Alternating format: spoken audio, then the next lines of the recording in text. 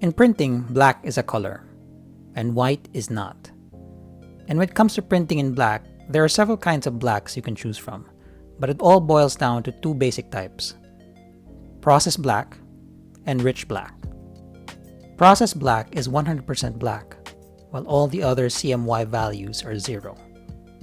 Because of its transparency, process black isn't as dark as you may want it to be. In this photo, the background color is process black, while the letter A is in rich black. But if rich black is so great, then maybe I should just use rich black all the time. Well, no. Process black is typically used for small text in magazines, books, and newspapers, or other finely detailed design items like underlines and strokes. Body copy is usually set in only one color. We do that to avoid things like this, in case misregistration happens. If your body copy misregisters, your text will be difficult to read, so remember that. But if you want to cover large areas of color, simply using 100% black may not be the best way to go, since it'll appear pale next to a dark image, especially a full color image. When it comes to that, you're better off using a rich black mixture. Rich black uses other colors along with processed black to create a deeper, more saturated black. There are many kinds of rich black mixtures recommended both in books and on the internet. Their use will depend on context and other design elements on the page.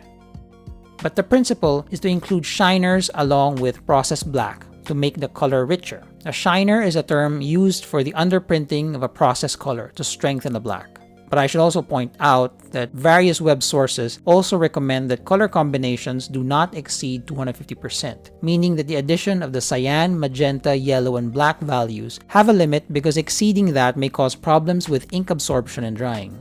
This is the reason why you shouldn't use registration black for design elements. Registration black is when all the values of CMYK are maxed out. Adding these values amounts to 400% total ink coverage, way above the limit, and could cause problems in printing. You can adjust your CMYK values in the color picker dialog box of your application.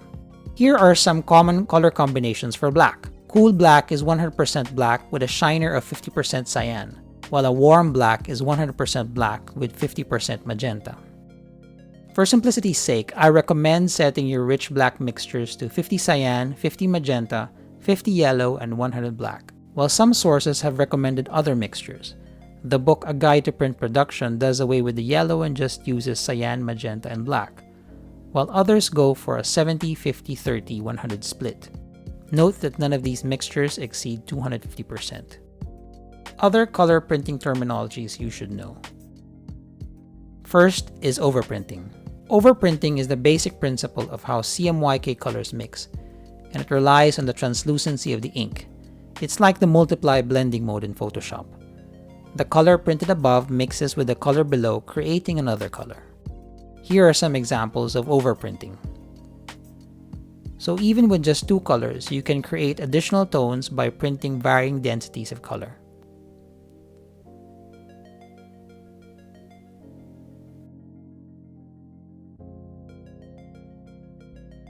Knockout. Most applications set knockout as the default, meaning that the color above doesn't affect the color below. So when these colors overlap, the top color knocks out the bottom color.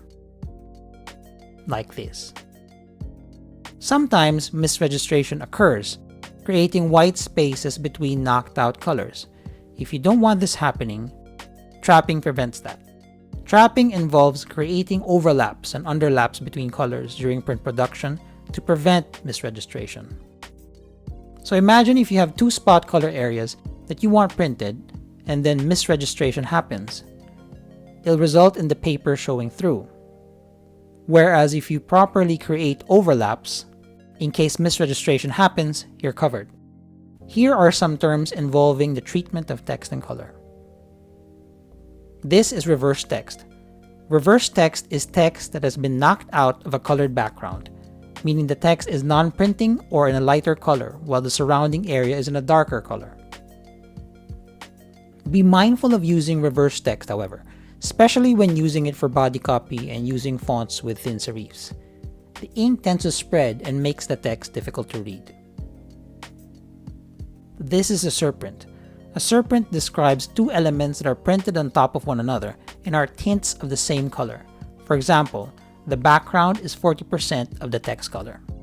Here are some sample applications that we can look at. Okay, newspapers. Newspapers, madaming text, kailangan readable. And for text like this, kailangan yung kulay na gagamitin nyo is only on the black layer. Bakit? To avoid misregistration at mas madaling basahin. Kasi may tendency talaga mag-misregister. Mas lalo na kung maliit yung text. So, kailangan nasa black plate lang yung kulay. So, either set it at 100% black or percentages of black. So, pag tignan natin sa loop, makikita natin na walang halong ibang kulay yung text.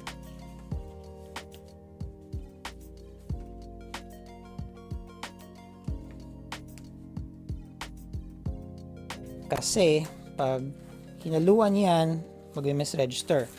So, itong text niya dito, nagkamali siya, nilagyan niya ng, ito malaki na to malaki na yung text na to. Pero nagkaroon pa rin ng misregistration. Ito, close up ng headline.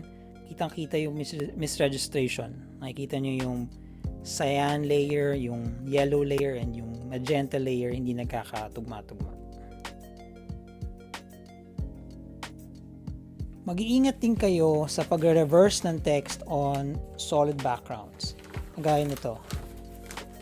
Mas lalo na kung black and mas lalo na kung serifs. Makikita nyo sa text na to na medyo nagsasara na yung letters. So unless ma-assure nyo na maganda yung printing and very sharp yung printing, medyo ingat sa paggamit ng reverse text tapos ang nipis ng font. In this case, medyo delikado sa mga dyaryo kasi yung mga dyaryo hindi gano'ng kaganda yung printing, mabilis yung run ng mga imprenta. So may tendency talaga mag-misregister at magsara yung mga letters.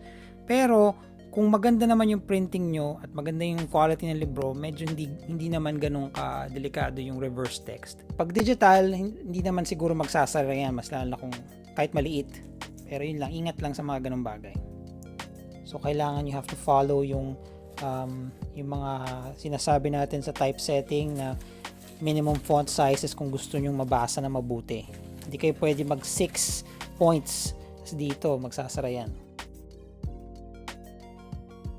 Starbucks bookmark, 2-color printing. Green for the background, gold for the lettering and the illustration at the back. Tapos yung white is reversed, so walang tinta yan. If you look closely, makikita niyo yung trapping sa edges ng letters to compensate if any misregistration happens.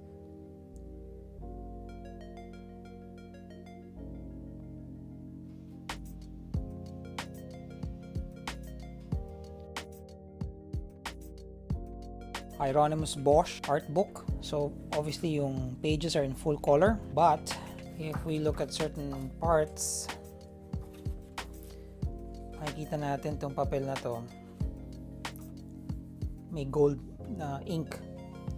Actually madaling ma-spot kung ano yung spot colors kasi nga kakaiba yung printing niya.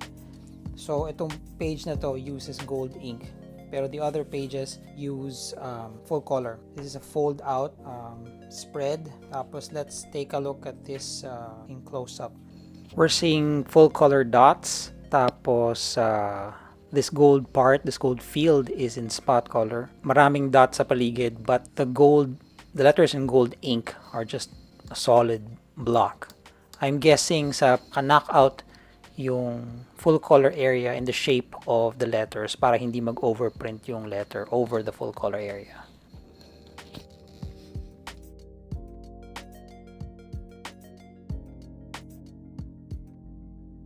Okay, how to be an explorer of the world. Full color cover. Full color means 4 colors, cyan, magenta, yellow, and black. Pero sa loob, makikita natin madami siyang black and white images, pero may spot color na special na orange. Loob nito, tong libro, just 2 colors. So 2-color printing lang yung sa loob. Black plus Pantone. Nakikita niyo dito, medyo obvious parang cut out, overprinting. Spot color halftones, spot color line copy, kasi sharp.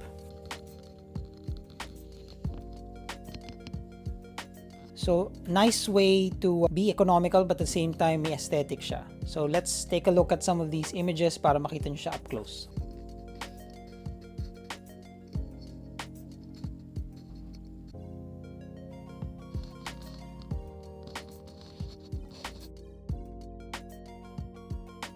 The Lost Picnic by B.B. Cronin. Okay, isa siyang children's book. Ang ganda niya tignan in person, pero hindi ko alam kung halata dito sa video. Baka hindi. Actually, mukhang hindi. Pero in real life, itong reddish pink color na to is fluorescent. So, yung book was printed in full color pero with fluorescent inks. Sayang hindi siya nakikita na maganda sa camera.